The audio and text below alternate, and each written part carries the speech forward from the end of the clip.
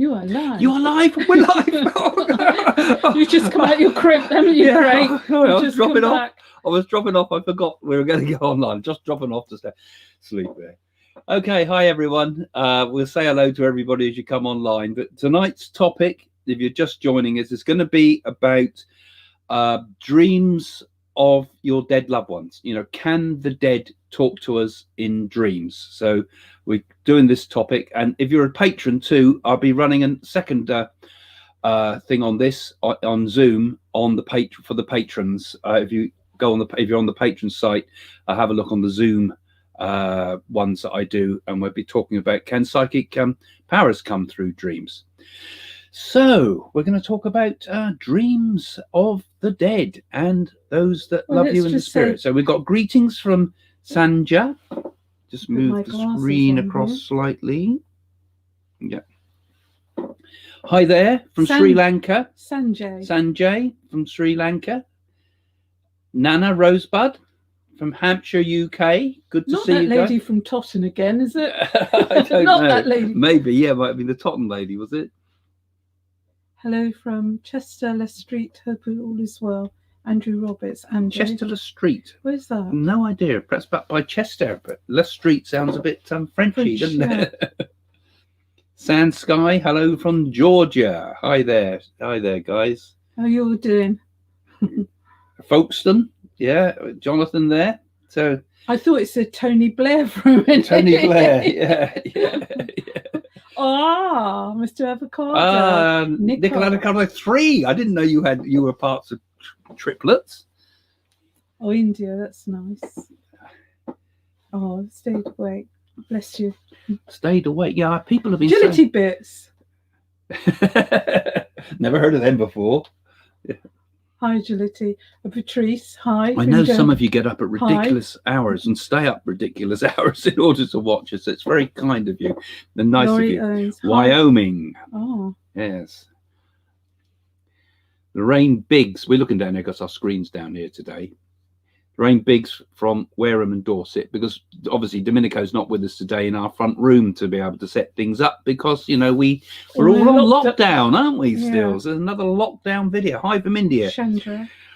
When are you coming here? Haven't got plans at the moment for India. Well, we can't go to India at the moment. Lockdown. No, but I'm writing another book about India. When I went to, because I went there in February, you see, and went to see Sharavana there, and I'm writing about it.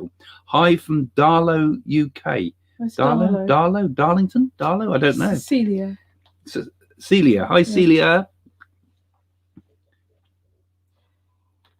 Hello, Craig and Jane from Hackney in London. Yeah. Chasgrove. And don't forget, when you start thinking about some of the stories, because we'll talk a bit, of course, about how the dead communicate through dreams, but would love to hear your stories. So start typing them and have them ready to copy paste or something, because it would be really nice to hear your ideas and what happens. Especially if somebody's just lost somebody. And on Monday, Tina, when you're doing it on Zoom. So it's going to be every Monday, 7 o'clock UK time. So I hope that fits with you. I know someone in Australia was saying she has to get up at 4 o'clock in the morning to come to it. Roger. So keep an eye on the patron post. Hello from New Zealand. You see, when you're in New Zealand and Australia, it's so difficult with your times. Oh, from Delhi. New Delhi, namaste. Namaste. Chandni. Chandra. Oh, Prem, the middle name, that means love, doesn't Millie. it? Bali. Millie. Doreen, Finn, greetings from San Antonio. So if you're just joining now, because we're just saying hello to everybody as you all come online. Ginger Tea, hi from Indiana, USA. Don't forget to have a few of your dreams. You may have dreamed of dead people or had dreams of death too. We can cover that too and talk about things like that. From New York there, I just missed. Erin, hello, Pittsburgh, Pennsylvania. I'm a patron. Well done, Erin. We'll try to give priority to patrons if you're a patron. You know, we know who you are. We have a list. Nana, yes, she is in Totten. Good old Totten, Nana. I used to demonstrate at Totten Spiritualist Church. They got quite a nice little spiritualist church there in Totten. Small but nice. Well, it's people that make churches. I used to do that one quite a lot in the beginning. Hello from Virginia, Red Morris. Hi, Red. Hi, Greg and Jane. West Sussex, all over the world again. India, New Zealand. Yeah, We've got the John's whole lot, good, haven't isn't we? he? The whole lot. Sarah, Sky, hello from Germany. Yeah, hello, Germany. Sarah. A lot of it. There's a lot of spiritual interests I've noticed in Germany. A lot of the gurus and things go there. Jason Mother Mira Slimming does, World. doesn't she? Hi, Craig and Jane from sunny Blackpool. That Slimming World, is that a hint? That must be a hint. That must be a troll. It must be. Nadia, hello from New York City. Michelle.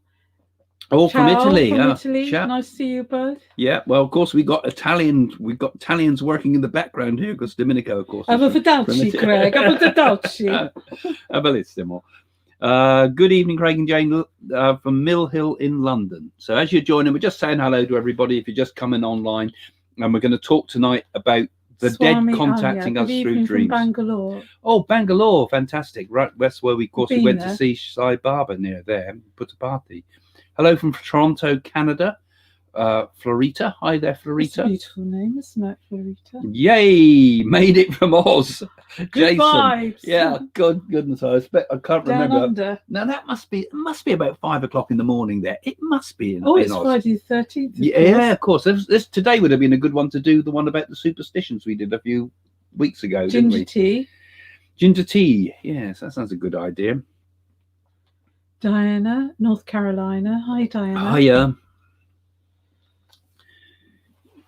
Elizabeth, Karen Elizabeth Killingstand. From Norway. I think you ought From to Norway. bring that mic a bit forward. No, Craig. we're all right. We're You okay. sure? Yeah. Melbourne, Australia. Sorry. Yeah, Melbourne. Yeah, so there again, you're right in the middle of the night, early morning. You must be early risers. So thanks for joining us. And this is another, obviously another live we're doing now. You can always watch these again later if you want to criticize us and put some thumbs downs for us or whatever. Thumbs to you, thumbs up to me. And if you're new, we always have these sort of live sessions at 7 o'clock UK time on Fridays. And tonight we're going to talk about the dead contacting us in dreams. Have you got any first thoughts on that, Jane? Yes, I've known a lot of people when they've lost loved ones and perhaps they haven't been able to go to the funeral, or perhaps that person's died in a different country. They wanted to ask for a sign, and they might have had a dream 2 days later with a loved one reaching out to them. And I feel that's one way that they're contacting souls on the earth. Through dreams. Through dreams. Because, I mean, between us, I mean, we through our lives must have met thousands of people that are interested in mediumship, or have been bereaved, or have come to find out about the next life, you know. And quite often after, particularly if you're having a reading at home, you sometimes sort of have a chat with people afterwards, don't you? And they tell you all the stories about how their dead loved ones have communicated. And dreams are often the way most people get into it, aren't especially they? Children, if they've lost children, especially babies, because babies grow in the spirit world. Yeah. So I suppose no, I've taken quite a lot of interest in dreams, because I've written. You're still dreaming. Because I spend 90% of my life You're in a it. dreamer. Yeah. But I've written 7 books on dreams, I think, in total. So I did quite a lot of research on. You've got a lot to catch up with me then. Yeah, but I did quite a lot of research on dreams, and when we have dreams of the dead, I think when we talk about dreams of the dead, it's important we distinguish between what's a real spirit contact in a dream, and if that is possible, and what is a dream there where we're dreaming about our dead loved ones, as it were, in the context of a normal dream. You know, because when you dream about people in life, you know, you don't assume that person's in your dream, do you? They are symbols of something that's happening in yourself. I mean, you know, Freud and Jung and all the others, Adler and all the rest of them, all talked about how in dreams, the people that appear in our dreams are often, usually in most dreams, symbols of aspects of ourself, you know, or they can be symbols like of our reactions and relationships with our infantile self, with the father and the mother and siblings and so forth.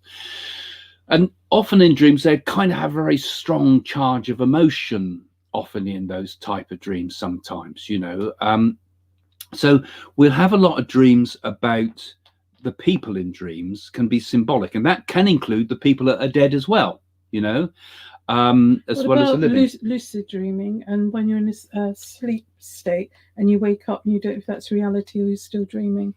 Well, that's sometimes happens in dreams, because most dreams are like kind of deal with all the emotional rubbish of the day.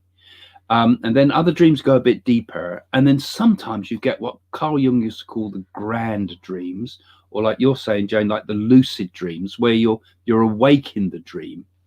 And I think those lucid dreams, those dreams where we kind of wake up in the dream and we can kind of control the dream and we kind of know that we're dreaming, but we're still asleep. That's what a lucid dream is really about. That those dreams, there might be fertile ground, as it were, to connect with your other powers, your clairvoyant power, because we all have intuitive clairvoyant power. And maybe that's a sort of an in-between state where we can connect with the dead. There's a good time. I mean, have you had dreams at all, Well, Jane? I mean, you look at Edgar Casey. He was another one that used to dream about diagnosing people with illnesses and that, and it all came true, didn't it? Yeah. So where did that come from? Yeah, there's a good book about him called The Sleeping Prophet, wasn't it? And he used to go into he didn't call it a trance, he would call it a sleep state. He went into a sort of catonical state. Is that right? Yeah. And he would in that state, in a sort of dozy state, people would come to him and he would be able to give them diagnosis of what was wrong with them, the illnesses and things, and prescribe.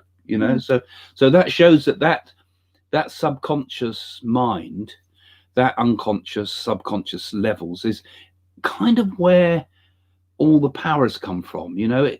Most of our great inspiration and ideas often come out of the unconscious mind, or often come in dreams, don't they? All great inspirations and even scientific discoveries and all sorts have come because of a dream. So they're not to be dismissed as nonsense, and I really do believe that dreams can sometimes be a connecting point between this world and the spirit world, and are certainly a point where we can get in touch with our psychic selves. I mean, hypnosis as well is another way where we find that people can find they've got powers they didn't expect. Well, a lot of it's auto-suggestion with hypnosis.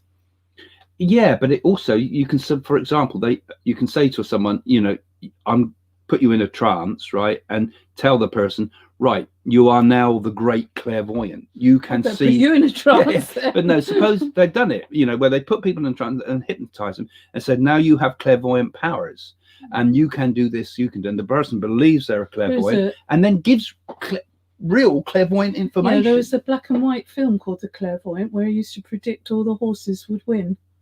And then he had a knock on the head and all his clairvoyance went. Was he was hypnotized, yes, was he? Yeah. Oh, right. Okay. 1930s film. I'm not that old, unfortunately, Jane. You are an old soul. So that makes you old. So dreams have this sort of amazing connection with, which I think is much greater powers, And then, of course, you'll also have dreams about death, and those dreams can be very distracting and frightening. And death dreams are often not so much about a real death, sometimes they could be a prediction, but most times they're dreams about the way we're feeling, and in our dreams we feel like death. I do sometimes, but the dreams are, if a person says emotionally in a terrible state, you'll be the death of me, we put it in our language, we often have these dreams of death and burial and being buried and things like that, frightening nightmares that are representative of things that are happening in our like unconscious. Somebody contacting you from the spirit world, from another dimension, really, and reaching you in your consciousness to give you proof. Yeah. And I think it's always good to write these dreams down. There's been a lot of studies too of people, dreams of people who are bereaved, and they will often dream of their dead loved one. But often those dreams that are trying to help you come to terms with all those stages of bereavement, you know.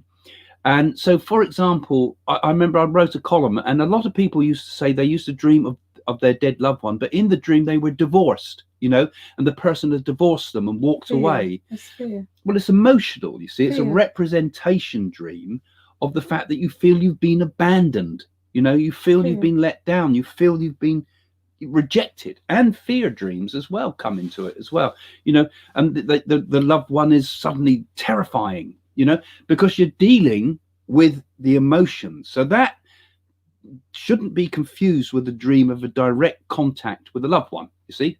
Would you agree?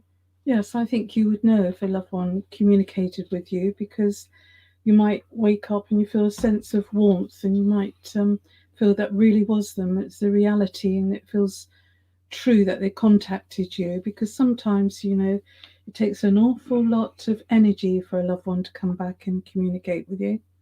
Yeah, so it's without fear, it's without grief, it's without, and it's like, it's almost like, oh, fancy seeing you. I thought you were dead.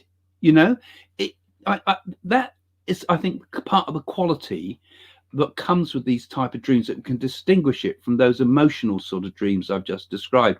It's almost like, oh, matter of fact, and all the grief you've got is gone. It's just like, oh, hi there, how you doing? You know, and I think that is a sign, in my opinion, of a dream that is a real contact with the spirit person. It's almost without emotion. It's without the fear. It's without the stress, the grief, the pain, the sense of abandonment and things that people get in those emotional dreams. Lots of people dream where they feel they're held down by an incubine, don't they? Have you had that experience?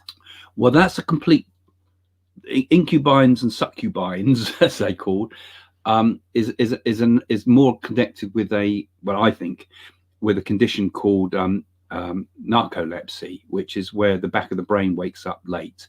So I don't see that as demonic things and things that people might want to ask about, things like that. So, so have you had an experience where you feel that you've had a dead loved one contact you? And most importantly, have you been given some proof? Yeah, that's important. Because, you know, it's all very well having a dream of somebody, but what if they told you something that was completely gave you proof? Now, here we go. We've got Ophelia. I usually have dreams of my relatives that pass away only when I have problems. They will give me a message that usually helps me with my problem. Well, that's very nice, isn't it? That gives you reassurance. Yeah, it? and I wonder, Ophelia, if they gave you any specific information, you know, anything that could, I suppose they are giving you information, aren't they? Well, she's probably sending up thoughts, and she's got a problem in the back of her mind, and they're making a connection to help her on the earth plane. Yeah. So I think that's I often sometimes, if you've had dreams of Sai Baba, I often think, problems ahead, because I always seem to find that I have dreams of important dreams like that when there's going to be something I need to deal with in life, I think. And I think loved ones do want to connect with us to give proof, don't they? And perhaps they connect just to give reassurance, like Ophelia there said she had. What's this one? I dream about my family members when I'm particularly down. They don't really make sense most of the time, but it's always when I'm having a bad time. Well, that's really interesting, because that's two people saying when they felt low and had problems, that loved ones come and connect with them. That's really interesting. Well, you know, it could be, like I say, it could be symbolic. It could be like, you know, if say it's someone that you loved, your nan or something, you dream of her, and it kind of gives you a sense of well-being. I mean, that could be your own unconscious mind healing you, so it could be symbolic, or it could also be the spirit of your nan communicating with you. I find it fascinating. I did that program on American TV called Nightmares Decoded. Some of that's on the site if you have a look on the listing there. And sometimes I gave people messages from the spirit person that they dreamed about. So I took it from being just a symbolic dream into an actual connection with the grandparent. So there was some proof there in those programs if you want to look them up. Sally Halfpenny said, my mum comes to me in my dreams. She told me I would be a nanny, and a month later my son told me he was becoming a dad. This year she told me an old friend of theirs would die, and he died 6 months later. Yeah, well, these are the strange things that come, aren't they, Sally? I mean, I know your mum, of course, and she was very psychic, so she would like naturally. Well, cousin, because Sally's my cousin, I say. That's why we always say something rude about her when she comes online. But, sorry, Sally. It's true though. I mean, you get these amazing proofs sometimes. And I'm sure, and our nan too, actually, used to get. She had dreams. I remember she had a dream before my sister's wedding that my sister was all dressed in black, the bride wearing black, and of course her husband died 6 months after she got married. So dreams can also be prophecies, and often those prophecies are sometimes brought by people we know in the spirit that come to give us warnings as well as help. And I never know whether I used to believe that you couldn't tell the time of a death, but sometimes I think perhaps you can, and perhaps the spirit world see it coming, don't they? Well, nobody can tell you when you're actually going to die. A doctor can tell your organs are breaking down, but they can't tell you when you're going to die. That's in God's hands, Craig. Yeah, maybe. I don't know. Maybe we can get access to it or not. I don't think so. I've only changed my mind because of the Nadi stuff, but that date keeps changing. I notice every time you do the remedies. But that's another topic. So if you've had some interesting experience, Nana's saying here, do you want me to read it out, Jane? You might as well. My dream with Mum, I asked her for a present from the world of spirits. She wasn't sure. She disappeared through a door, came back and told me to touch her hand. I did, and it went pink, warm, and I felt it. Well, that's once again, isn't it? It's love and giving her reassurance, like everything could be all right. Yeah, sort of a dream but like that. She's got there an actual physical presence you've had there, Nana, haven't you? Felt it. I mean, I know your mum said she had the sheets pulled back on the bed, didn't she, once? Yes. And then we've had a number of occasions where, you seem to physically see the spirit person just as you're waking up, for example, and it's there for a flash. Well, that's a physical but you see him physical. But she's felt it physically. And a comfort. Felt it through all the 5 senses. Couldn't have been over very long, that mother, and that's why she's come back to give her reassurance. Is that right? Might be.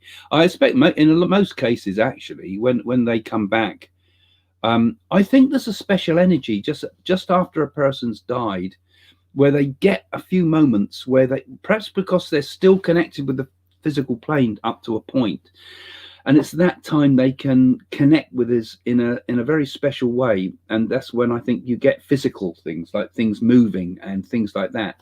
But I don't think those things fade as time fades, and there's sort of like a few moments, I think, in the first period precious, after death, isn't it? Yeah. My mother couldn't have been over very long. Julie B. I dream a lot of my parents and other relatives who have passed away, but I am not in my home. I'm somewhere else. Sometimes it's like I'm in a fog and they appear. A lot of times I know I'm asleep. Well, it's obviously they're trying to get through to her, and if she feels she's somewhere else, she's lost, isn't she, trying to find them. Yeah, it's interesting how many people actually are having these type of things to say here, because I can even see on the left of the screen here lots of questions, lots of messages coming up. Going mad. So it is interesting. What's that fog about? You can't. She says sometimes it's like I'm in a fog and they appear, and that's quite an eerie sort of image, as if the spirits come out of the fog. It's like a mist, isn't it? Yeah, it's like a physical mist. I don't find that eerie. It's like a physical mist. They're trying to get through that barrier. Sometimes people might think they're trapped between two worlds, mightn't they? And it's trying to reach out to them. It's interesting. Dreams are full of such interesting and fantastic imagery, and I think it's rather nice when we connect like that. I mean, I've had dreams also. You saying about a fog there, I've had dreams about what, particularly before I developed my mediumship, really, of dreams that I used to get very vivid dreams, what I thought were dreams of the afterlife. And in that dream, I used to walk across a field of wheat to get to this place. And it wasn't until later that I realized that a lot of mythology actually includes this idea of the reeds and the wheat that you pass across before you get to the afterlife. Sounds like the Wicker Man to me. Yeah, well, no, ancient Greeks believed it, but I didn't know that, you see. And I used to have these amazing dreams of an incredible world, which I thought years later, because I was really young when this happened, could have been my first connections with the afterlife. And, I'm not saying that just I get that. I expect we all get sometimes those glimpses of the world beyond, as well as the people. I'm sure everybody does. I'm sure they do. Could we not perhaps be astral traveling, perhaps not necessarily out of our body, but our minds might be able to connect somehow with other planes? There's got to be other dimensions. Nobody can tell you where the spirit world is, can they? So there's definitely other parallel worlds. Yeah, the spirit world's not in another place. It's not on another planet or anything like that. It's possibly another dimension. But I think it's a little bit like the world of dreams, that the spirit world is a bit like that world of dreams, where mind becomes more dominant than matter. You can answer this one, Craig. So Jonathan Blair's saying, we usually dream within our subconscious, but sometimes in the other worlds. How do you identify the polarity? Please give examples of different symbols. Just see if I got that right. So we dream within our subconscious, yes. But sometimes, okay, so what you're saying, a lot of dreams are just the subconscious mind dealing with problems, aren't you? So those are the symbols that we get from that. How do you identify that sort of dream and the type of dream that's like the grand dream that Jung said?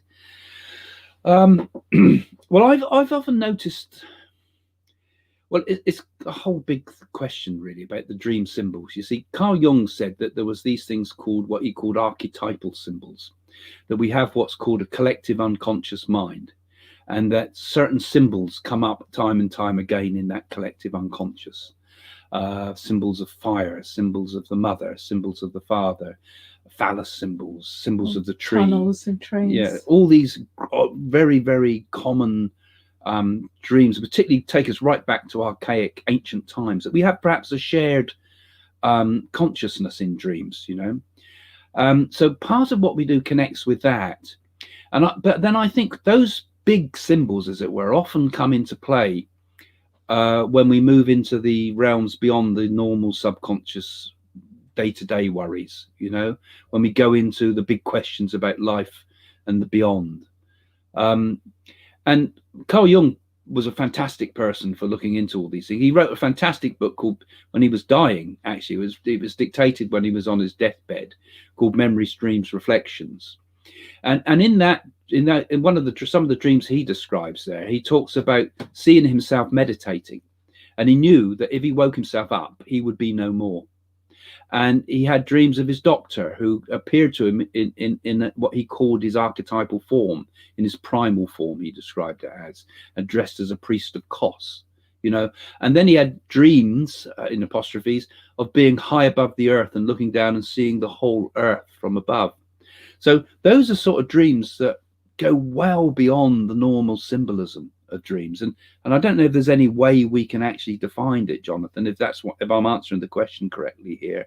But I think those big archetypal symbols often are the things that connect us with the next world. And that's why they appear so often in things like religion and things like that, because they connect us.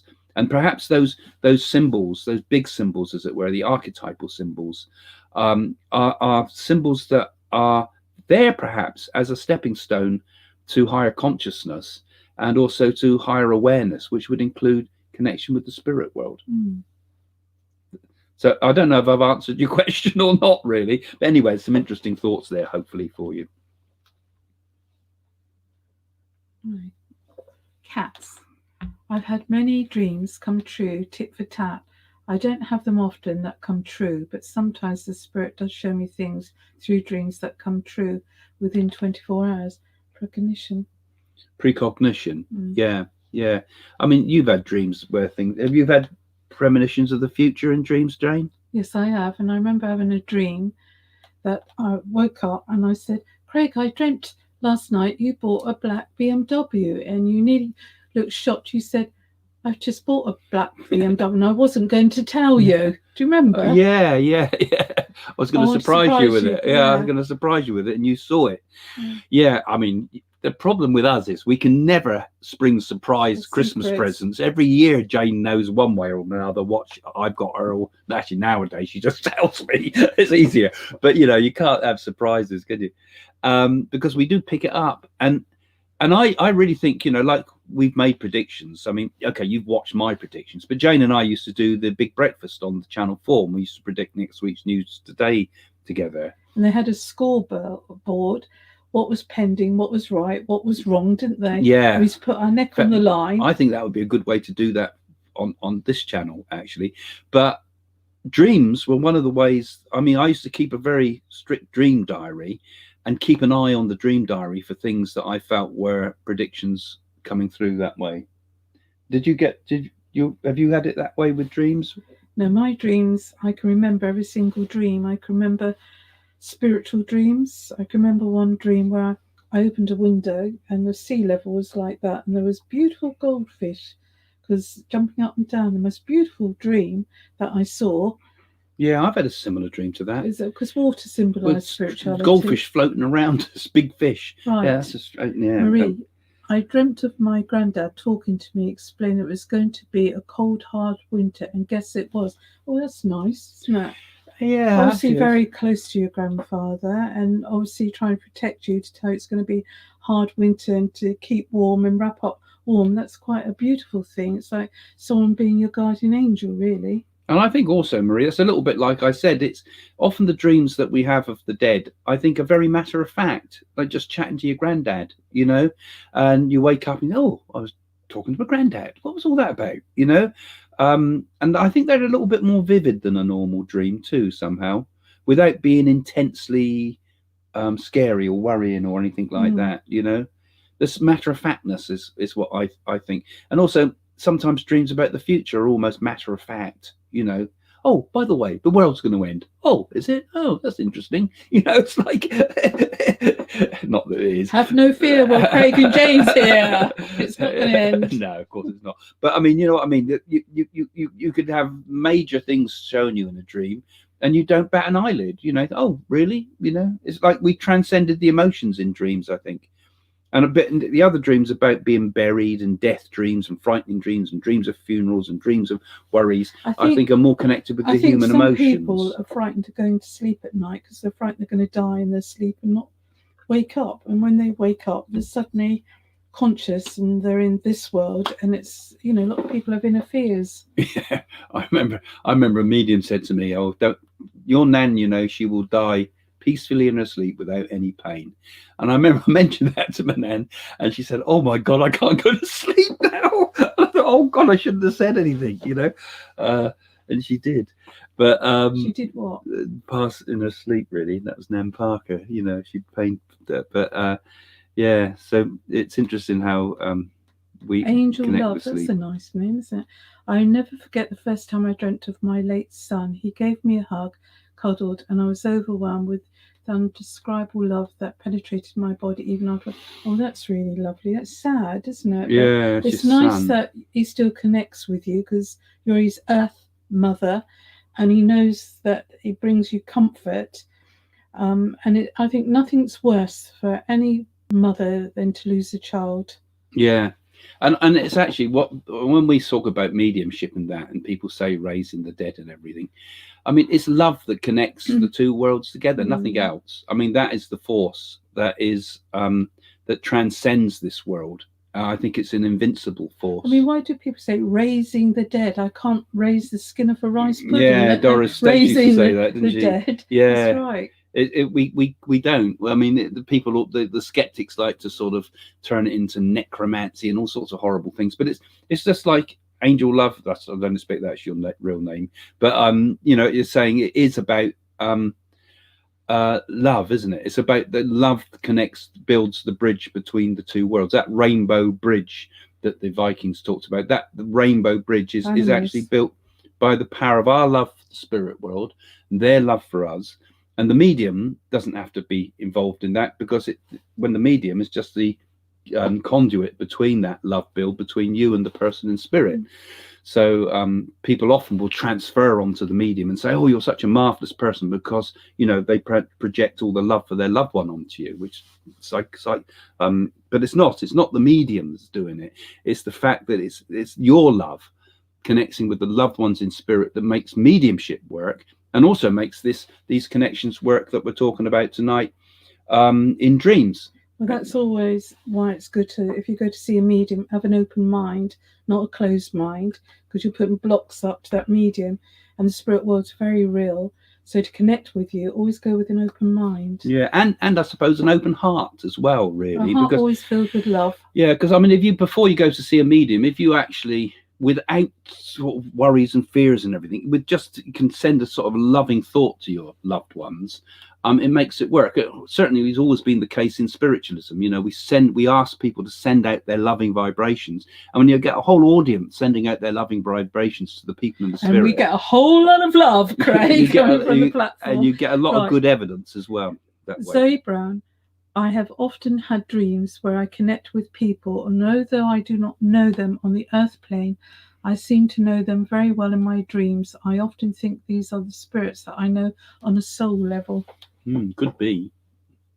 It could be from a past life. It could be memories of past lives, or it could be like she's saying, because I mean, we've got lots of people, like when someone's born into this world. I remember when like Damien was born, you think, well, there's a little baby come into the world, and you think to yourself, I wonder what the connections are going to be and how important that person is obviously going to be in your life, and you don't know that person, that baby that's just come into the world. You don't know anything about them, and yet there's something in you that does know them in a deep level. And I think that's because there's people living in the spirit world who are born into this world and who have passed into this world, and some who won't come into this world, who we are deeply connected with. And perhaps that's what Shelby's getting there. As she says, it's on a soul level. Maybe they are people who are part of your soul group, but they just haven't incarnated. But when you go to the spirit world, you'll recognize them like you would your own mother. Sacred flames, I call them. Do you think that's the same thing? Yes. Do you believe that there's people around us that are very important to us who have never even incarnated in this earth? Right. WPS. Lara, can I please ask more about how you keep your dream journal? Yes, can I ask? You keep it under the bed? Well, shall I explain? I think a dream journal is mainly to remember your dreams, really. And I don't keep it all the time. I've had periods where I've kept long periods of dream journal. Then I've stopped completely from years at a time. But then I've always found the best thing to do is when you're is to remember your dreams. So write down first everything that was said in the dream, because that is the stuff you'll forget quickest, right? So don't worry about trying to start the beginning, go to the end, because you know what dreams are like. They get all over the place, don't they? So get down all the main facts first, what was said, because that will go first. And the date and time. Yeah, well, you can put your date and time afterwards at the top, because you need to keep a reference. And then don't try to get the whole order. I kind of put it down like a mind map. So I think, first I was in the train station. Then I was going down the river. And then my granddad came in. And then I saw a pack of dogs, whatever, I'm just random stuff. Put it all down randomly. And then after you've got all your main salient points down, then if you want, you can start writing it down from beginning, middle to end. But get those bits that are most likely to get forgotten, and to get the main scenes in, because you'll often have a dream, and when you start writing it down, you suddenly realize there was another dream before that one, and you might have even had a series of 3 dreams, one after another. So in a way, you've got to just get as much. Don't try to write it all well. Don't worry about spelling or handwriting or anything like that. Sometimes a little picture's a good thing, if just to remind yourself and jog your memory, and then write the rest down. And it takes effort, because you've just woken up. The last thing you want to do is start scribbling stuff down, but it can be extremely helpful and useful. And the very fact that you start writing your dreams down will mean that you'll get more and more and more vivid And you dreams. can use that as a reference and go back in a few years as well. Yeah, I've got a dream diaries from the 20s, and it's amazing the things that were said in it. And sometimes I look and I think, my God, that was telling me about this and that would happen in my life. At the time, I didn't realise. Patrice, in my dream, I once met my grandmother. She was much younger. She was in a town called New Jerusalem. Once I left, I wasn't able to return. Couldn't find the gate anymore. What means New Jerusalem? Well, they do go back younger in the spirit world. They don't remain old because they're taking a New Jerusalem, and that perhaps she is talking about the spirit world. Oh, well, perhaps she's talking about a new world. You know, I mean, Jerusalem was always like the William Blake song, Jerusalem.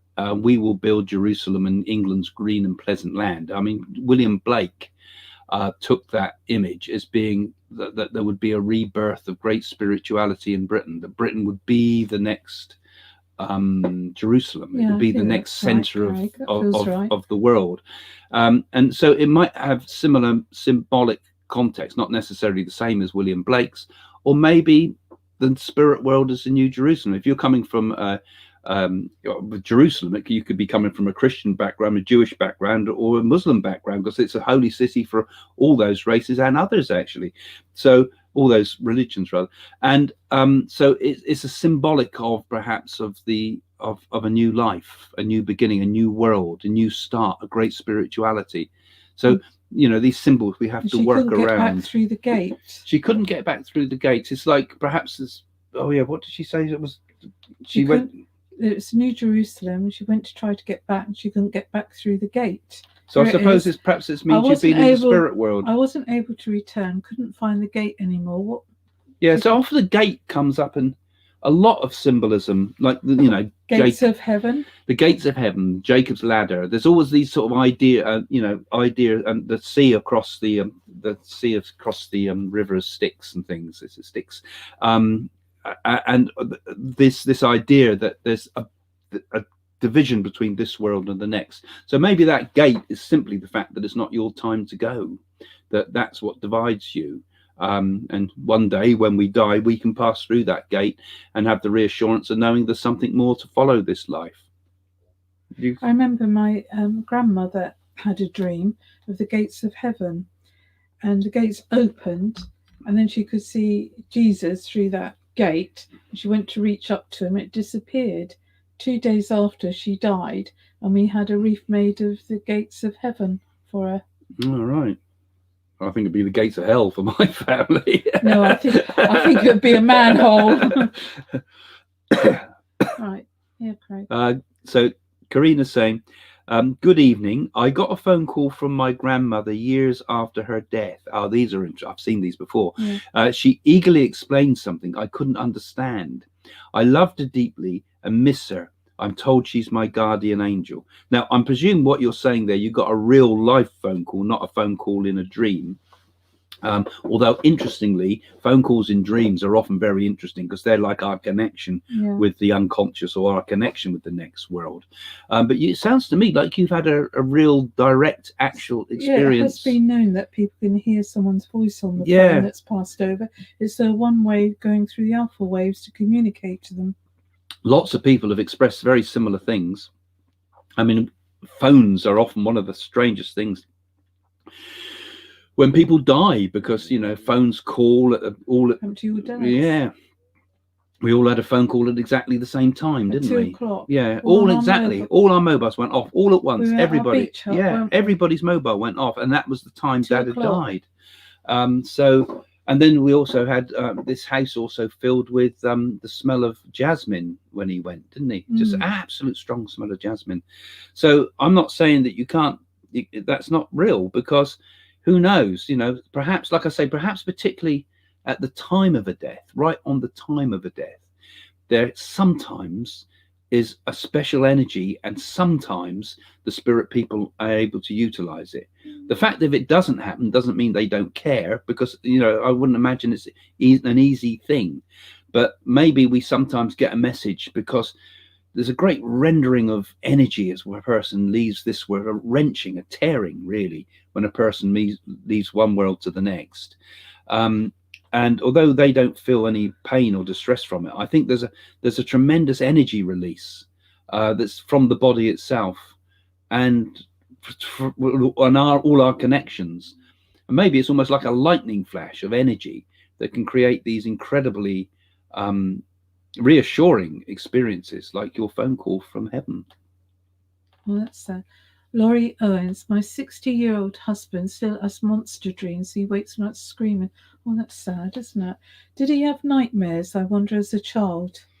Usually, it's only, actually, in the studies of dreams, it's usually only children that dream of monsters. Yeah, Adults don't often dream of monsters. And yet, if you look at children's dreams, they're often filled with monster dreams. And people often have argued that maybe that's a connection with the ancient times, and they still, when they're young, the brain develops in such a way that they still connect with fear of, animals and things from our primal times. Or perhaps that's for children, monster dreams are often emotions that are so big that you don't understand them. You're getting adult feelings, for example, and you don't know what they are, and they scare you. So I would suggest that if he's getting monster dreams, he's having feelings of something in his mind, and this is more symbolic, I think, of something he doesn't understand. There's something that frightens him, that is a hidden thing, a forbidden thing, perhaps, a thing that is that his mind can't get around, and he doesn't. So the monster, I think, is like, I've got something monstrous, but I don't know what it is. Or it could even go back to something like, it could, definitely. Yeah, it could connect to something. So those are the sort of things I would, if he's keeping a dream diary, you might find other dreams will explain it for you, and often when we start to look at these things and say, write it down and analyze it and face it, because often the monsters are the things we don't want to face. But the fact we've written it down has mean we started the process of facing it, So it's part of the healing process, because dreams are there to, those type of psychological dreams are there to heal us. Yeah, Craig. You want me to read this Yes. one? Okay, I'll read it. You can answer it. Maybe. My late husband left me 10 years ago this year. I do know this lady. A week after he passed, I dreamed we met at a large windmill and walked high up in the windmill. I have never had a dream after that with him until 3 weeks ago. All it was, he was standing next to me, holding me around my shoulders. So that's quite a nice image, isn't it? The windmill. Well, it symbolised to me he's still there protecting her. Yeah. And the windmill, like time, isn't it? Time goes around, and it could be symbolic on lots of levels. Yeah, and it seems to me time goes around. This lady's moved on, and all is okay.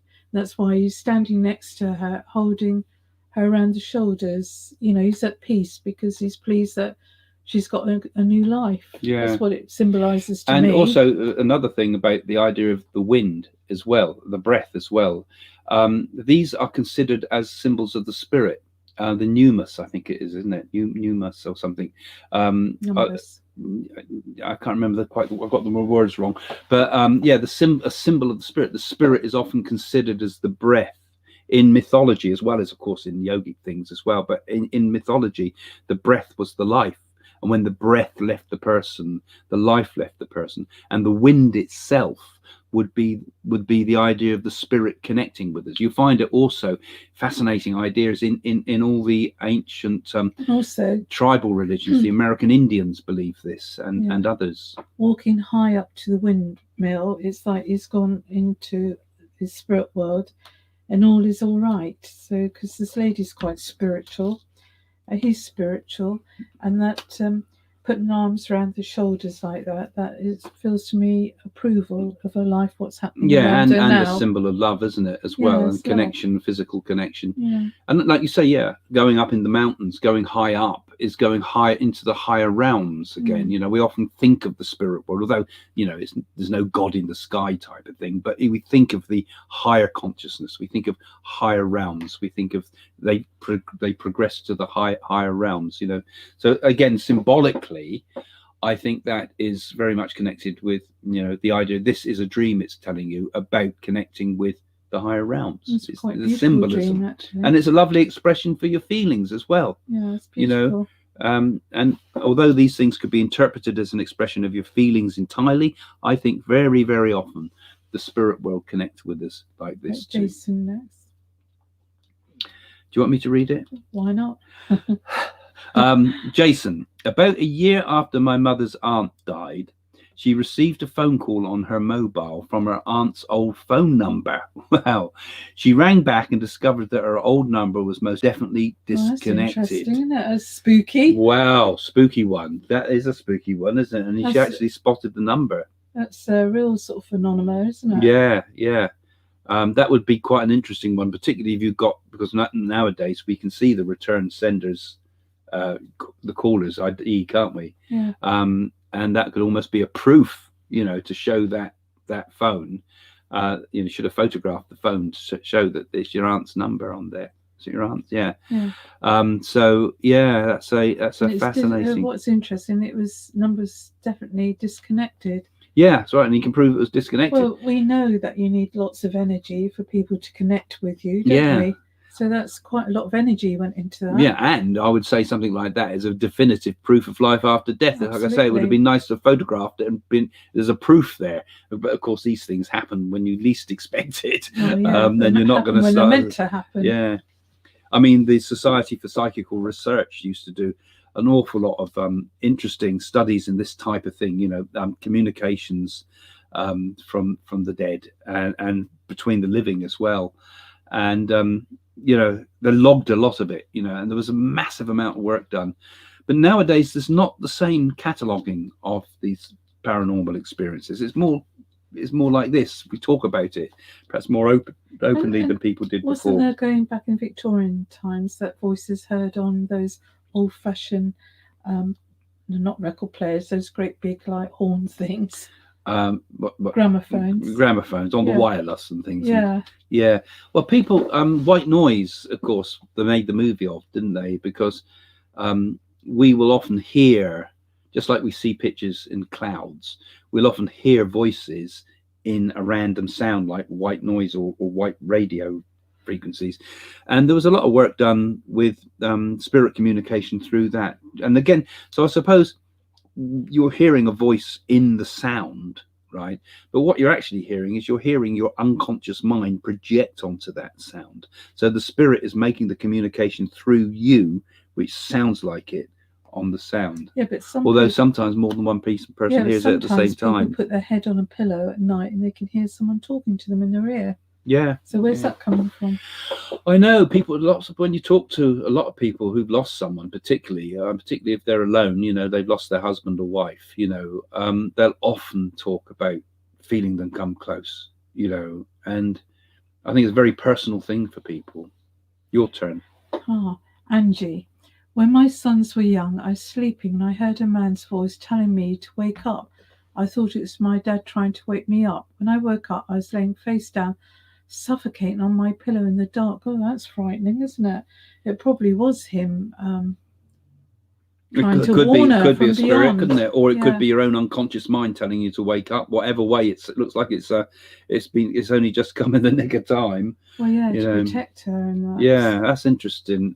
Well, it's Angie, like people in accidents. Something might tell them not to go over that particular bridge, and it's so strong that they don't go over there, and suddenly a car smashes into the bridge. And she didn't just hear it in her mind; she heard it with her ears from the sounds of what Angie's saying. When people put their head on pillows, they can hear people talking to them. Yeah, that's not just projecting something. No. That is something like a real wake up. That's a spirit voice protecting her. Yeah, it's not her time to go over. Yeah. And I've heard of lots of cases of people who've said things similar when they've been told not to do something. A voice has said it to them loud and clear, and they don't claim to be mediums. They just hear it.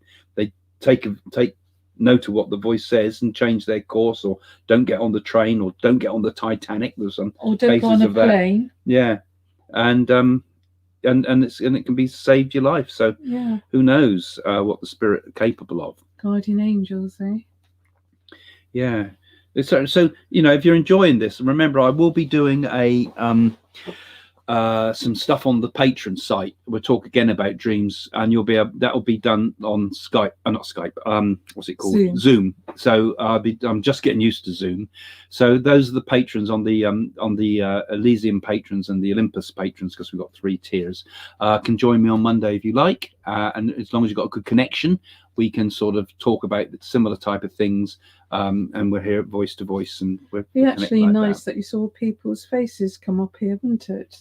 Well, we can do that, but the problem is you've got to send people the link and the rest of it, and it gets a bit complicated. But we do it on the Patron site, and that's why we have it on there. And you can have a chat.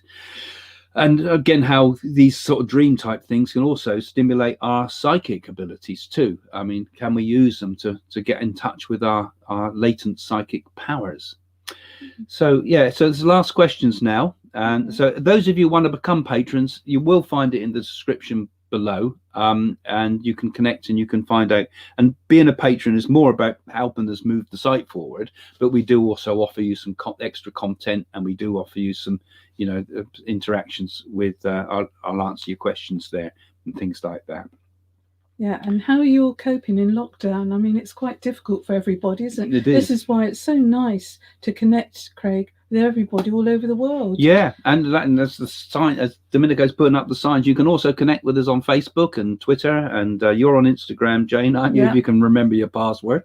I've got it back. I've got it back. I only told you that. Okay, and so you can connect with us in lots of ways through. And we got a second channel actually, which it doesn't have as much as this channel on it, but we put some of the stuff for the sort of the silly things like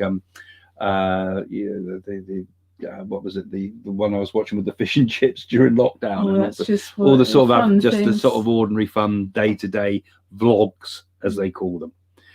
So Josephine's saying, I had an old manager that I worked with and got a strong bond with. When he passed, I was so very upset, and he came to me in my dreams, and he looked so happy and had a white outline around his head. Had biggest smile and looked at that's peace. Beautiful, Josephine, isn't it? Obviously, you knew that you were sad, and obviously wanted to connect with you because you knew you were a good person, and to actually have that dream, it's sort of reassuring, isn't it? And Josephine, don't you? Of course, how powerful these things can be.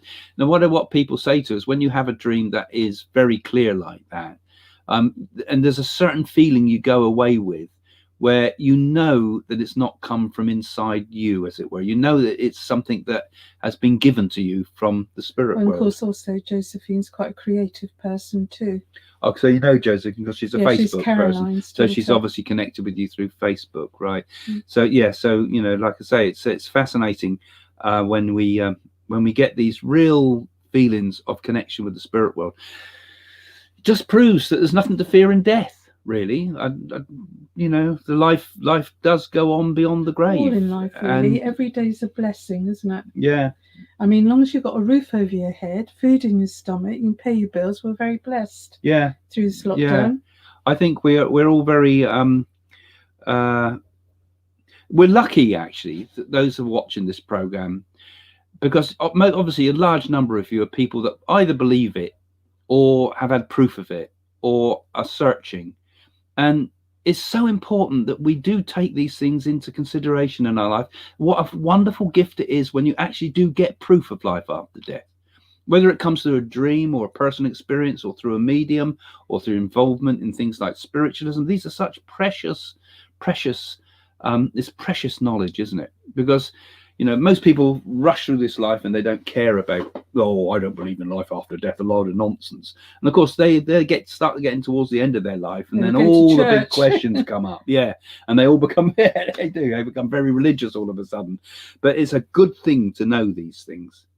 So Holly's saying, please spend just a minute talking about what you feel on Trump. America is begging you. America has to wait. Okay.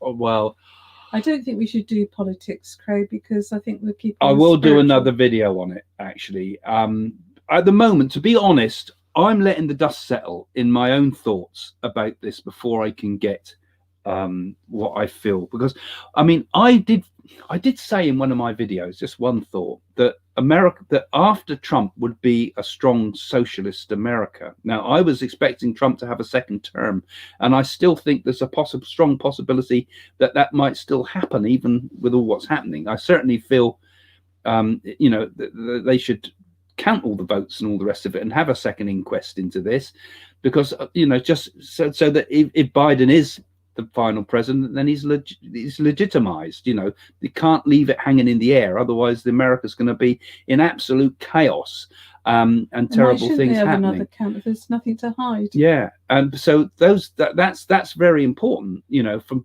both parties side with that. But I remember making one of my predictions. I said that there would be a socialist America after, and I remember, if you look at my videos, and it said it in the Nadi too, that it would be a female that would be the next president after Trump. Now, maybe I've got it wrong, or maybe it's not going to be Biden, or maybe Biden's only going to be there a short time, and his vice president, I've forgotten her name now, would be Kamel. would actually be the one that becomes the president of America. So anyway, I'm going to say some things about that later on, because I was just formulating in my feelings, and it's a bit like a dream. You can't make yourself dream. You have to. The dream has to be given to you, and it's the same with these clairvoyants.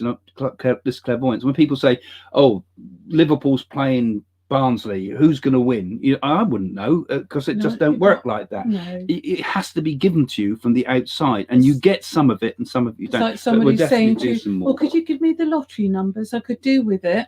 Yeah. It doesn't happen like that, does it? It's all karmic. Do you want to answer incarnation?